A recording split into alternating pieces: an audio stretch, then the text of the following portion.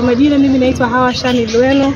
Mimi ni meneja wa kanda ya kati EWURA au mamlaka ya udhibiti wa huduma za nishati na maji. Leo tuko kwenye ukumbi wetu hapa Singida mjini. Tumetoka kuonana na wadau wa hapa Singida mjini kuhusiana na matumizi salama ya gesi ya kupikia inayojulikana kwa jina la kitaalamu ya liquefied petroleum gas au kwa kifupi LPG. Tumefanikiwa leo kuonana na wadau wengi tu kutoka mji wa Singida.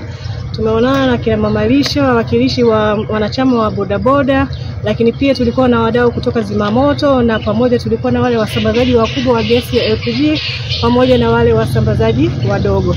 Lengo kuu la kikao ambacho tumekifanya leo ilikuwa kujadiliana juu ya matumizi salama ya gesi hii ya kupikia, lakini pia kupokea maoni kutoka wadau wa Singida mjini juu ya uelewa wao na changamoto zozote ambazo wanazipata katika kutumia hii gesi. Nashukuru sana kwa kweli, kitu ambacho tumekiona kutoka kwa wadau wengi ni kwamba hii swala la kutoa elimu ni endelevu. Ni lazima tuwe tunaendelea kufanya hivi vikao kazi katika kusaidiana na kutoa elimu juu ya haya matumizi salama. Wadau wengi sana leo wametushukuru sana.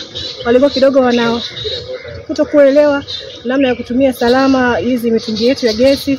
Tumewaelewesha kwamba namna ya kuhifadhi vizuri hiyo mitungi ya gesi, namna ya kutumia mtungi wa gesi vizuri, namna ya kutambua kama mtungi wa gesi unavuja au hauvuji, ufanye kitu gani. Kama kukutana na hiyo, tumetoa namba za simu za kupiga kama dharura ikija ikatokea. Tulipata wadau watu wa zimamoto wakashauri kama kuna dharura ya moto wapige ile namba yao ya simu ya 114, lakini pia upande wetu wa EWURA kuna ile namba ya 0800 11 0030.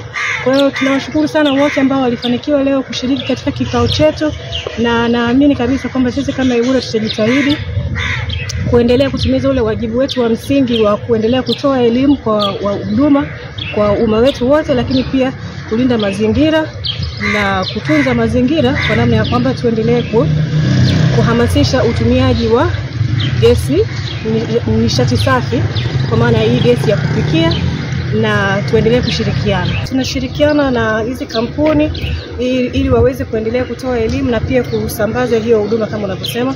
Katika kikao niliwaambia kwa mfano wadau leo kwamba ofisi ya kanda ya kati inasimamia mikoa 4.